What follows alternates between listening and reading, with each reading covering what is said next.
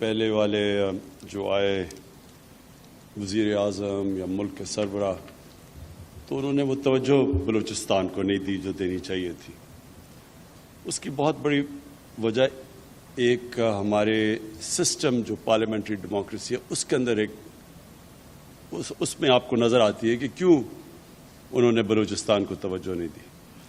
اگر میں بھی آؤں پرائم منسٹر بنوں اور میرا صرف مطلب یہ ہو کہ میں الیکشن صرف جیتنی ہے اور میں ہر وہ کام کروں الیکشن جیتنے کے لیے تاکہ میں پھر سے پرائم منسٹر بن جاؤں، تو میں واقعی بلوچستان کے اوپر اتنا ٹائم نہیں گزاروں گا، کیونکہ بلوچستان سے تو میں الیکشن نہیں جیتنے لگا. تو میں یہ سوچوں گا کہ بجائے بلوچستان میں جانے کے لیے میں کیوں نہ لنڈن میں جا کے اپنا اس گرمیاں گزاروں اور ہیرڈز میں شاپنگ کروں. تو میں جو اتنی محنت سے میں نے کرپشن کا پیسہ بنایا ہوگا وہ میں وہاں خرچ کروں بجائے میں یہاں کے بلوچستان میں آپ کی ٹائم سپینڈ کروں. تو لہٰذا ایک نواز شریف نے 24 لنڈن میں ٹرپس کی اپنے دور میں، 22 پرائیویٹ ٹرپس تھیں، 22 بھی نہیں بلکہ 23. ایک دفعہ آفیشل ٹرپ، 23 وہ پرائیویٹ ٹرپس کرنے گیا لنڈن. تو بلوچستان تو میرے خیال میں وہ 2 دفعہ بھی نہیں آیا، اور میں آپ کو یقین دلاتا ہوں کہ وہ 10 گنا زیادہ دفعہ بلوچستان سے ہیرڈز میں شاپنگ کر رہا تھا. اور دوسرا آصف زرداری، اس نے 51 دبئی کی ٹرپس کی، میرے خیال میں ایک دفعہ بھی یہاں نہیں آیا ہوگا. تو کہنے کا مطلب یہ ہے کہ ان کے لیے، جس کی وجہ سے آج پاکستان ادھر نہیں پہنچا جدھر پہنچنا چاہیے تھا، کیونکہ وہ ان کے مقاصد اور تھے. اگر کوئی پاکستان کا سوچے گا وہ ضرور بلوچستان کا سوچے گا.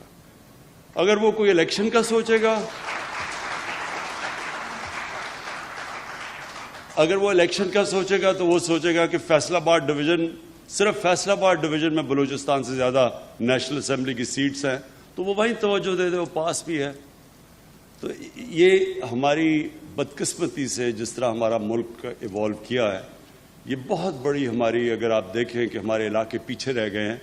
اب فاٹا سارا قبائلی علاقے کے اندر، جس طرح بلوچستان کی ہیومن ڈیولپمنٹ انڈیکس میننگ کہ کتنا انسانوں کے اوپر پیسہ خرچ کیا گیا، تو آپ دیکھیں گے یہ سارے علاقے پیچھے رہ گئے.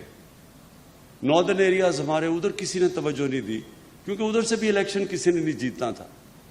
تو وہ صرف ان ایریاز کو دیکھتے تھے، وہ کیلکولیٹ کرتے تھے کہ 5 سال میں یہ علاقے ادھر میں پیسہ خرچ کروں، ادھر سے میں جیتوں گا، پھر واپس وزیر اعظم بن جاؤں. تو ہماری بڑی بدقسمتی ہے.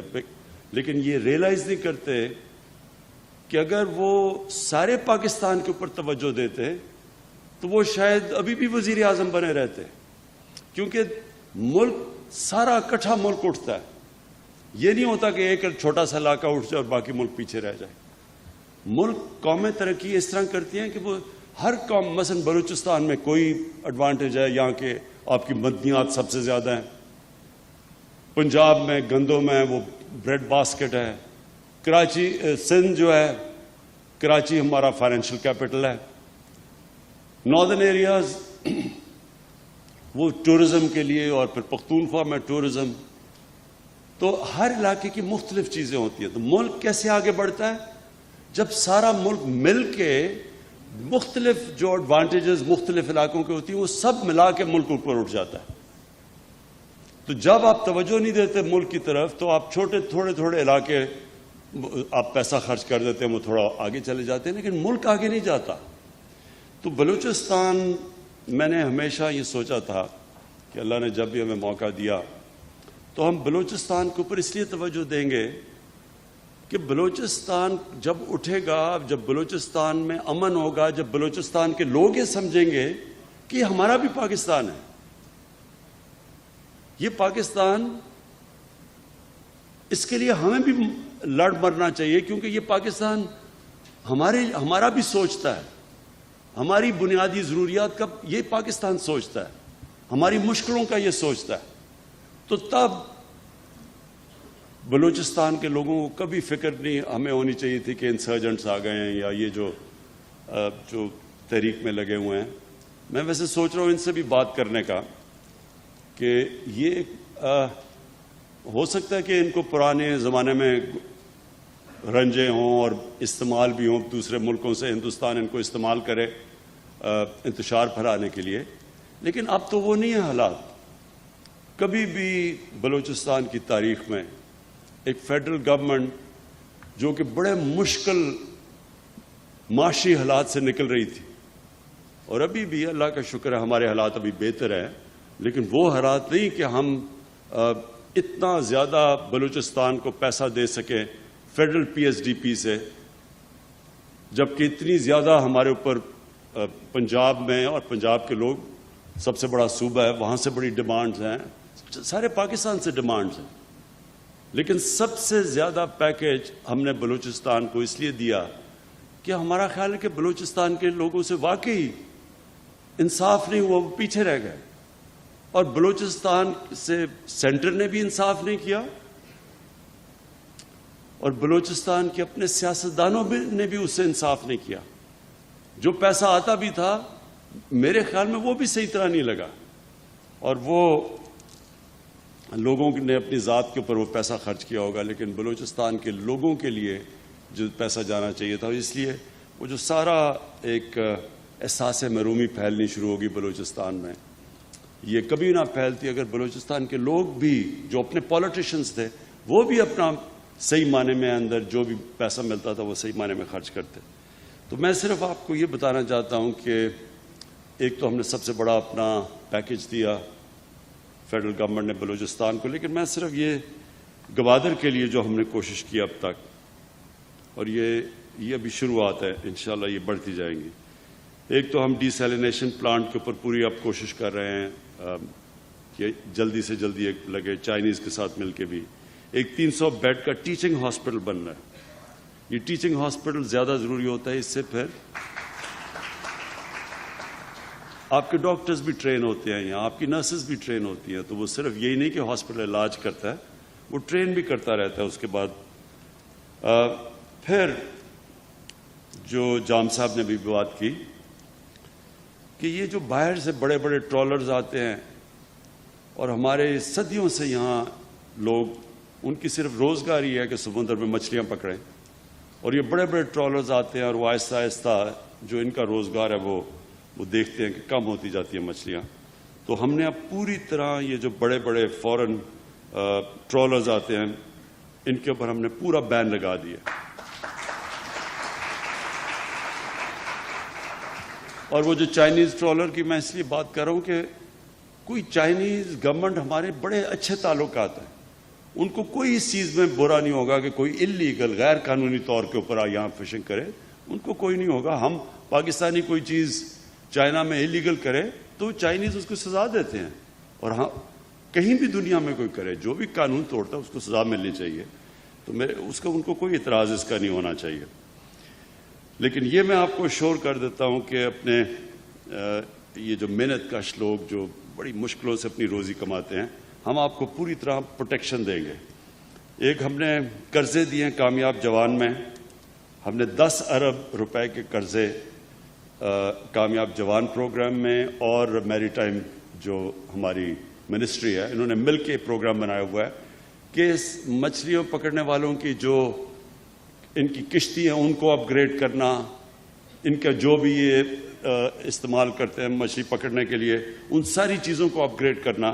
تو اس میں سے اب تک ہم نے 10 ارب روپیہ ہم نے ایلوکیٹ کیا تھا، اس میں سے 5 ارب روپیہ ہم خرچ کر چکے ہیں کہ مچھلیاں پکڑنے والوں کے لیے قرضے دے چکے ہیں۔ پھر ہم نے فیصلہ کیا تھا کہ ہم لو کاسٹ ہاؤسنگ، یعنی ہم سستے قرضوں کے اوپر لوگوں کو دیں گے تاکہ لوگ گھر بنا سکیں۔ تو ہم نے اپلیکینٹس مانگے ہیں، 4000 گوادر سے ہمارے پاس اپلیکیشنز آئی ہیں، اس میں سے ہم نے اب 200 ایکڑ زمین کی نشاندہی کی ہے، جس میں سے 2500 گھر ہم انشاءاللہ بنانا شروع کرنے لگے ہیں۔ یہ لو کاسٹ ہاؤسنگ ہے۔ پھر ہم نے اسکالرشپس کا پروگرام رکھا کہ یہاں کے لوگوں کے لیے ہم اسکالرشپس دیں، اور یہ احساس پروگرام کے نیچے جو ہمارا بہت بڑا احساس کا پروگرام ہے، اس میں اب تک ہم نے جو ہمارے پروگرام میں جو ہم نے آئیڈینٹیفائی کیے ہیں وہ 4,698 نوجوان ہیں جن کو ہم احساس کی اسکالرشپس دے رہے ہیں. اور پھر ہماری یہ کوشش ہے کہ جو کمیونیکیشن، دیکھیں سب سے بڑا مسئلہ یہ بلوچستان کا ہے، کمیونیکیشن اتنا بڑا علاقہ ہے، آبادی پھیلی ہوئی ہے یہاں، ان کو پہنچنے کے لیے کنیکٹیوٹی کا بڑا ایشو ہے. تو اب ہم پوری کوشش کر رہے ہیں کہ 3G 4G جو کہ انٹرنیٹ کنیکٹیوٹی ہے وہ آہستہ آہستہ ہم بلوچستان میں ساری جگہ پھیلا دیں، تاکہ لوگوں کے لیے اس سے فائدہ یہ ہوگا آگے جا کے لوگ اپنے گھروں میں بیٹھ کے کام کر سکتے ہیں، خواتین گھر میں بیٹھ کے روزگار اپنا کما سکتی ہیں. تو یہ ہمارا اگلا ہے کہ ہم کور کریں. تقریباً اب تک میرے خیال میں 40% تک ہم پہنچ چکے ہیں، یہ ہماری کوشش ہے. لیکن ہم پورے بلوچستان تک 3G 4G کی کنیکٹیوٹی انٹرنیٹ کی کرنا چاہتے ہیں، جس سے بالکل ایک سارے علاقے کے اندر ایک انشاءاللہ ہمارے یوتھ کے لیے بہت بڑی اپرچونٹیز مل جائیں گی.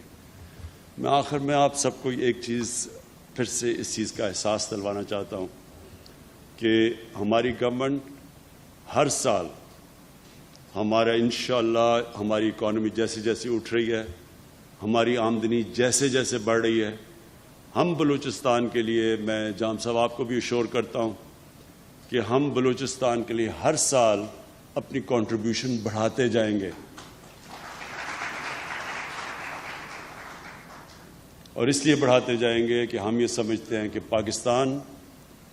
پاکستان کے لیے یہ ضروری ہے کہ بلوچستان سے جو احساس محرومی ہے، جو پیچھے رہ گئی ہے، جو باقی ملک آگے چلا گیا اور جو بلوچستان پیچھے رہ گیا ہے، انشاءاللہ ہم پورا زور لگائیں گے، ہم بھی آپ کے لیے کریں گے. اور دوسرا یہ جو سی پیک ہے، یہ اصل میں سب سے زیادہ فائدہ سی پیک کا بلوچستان کو ہے.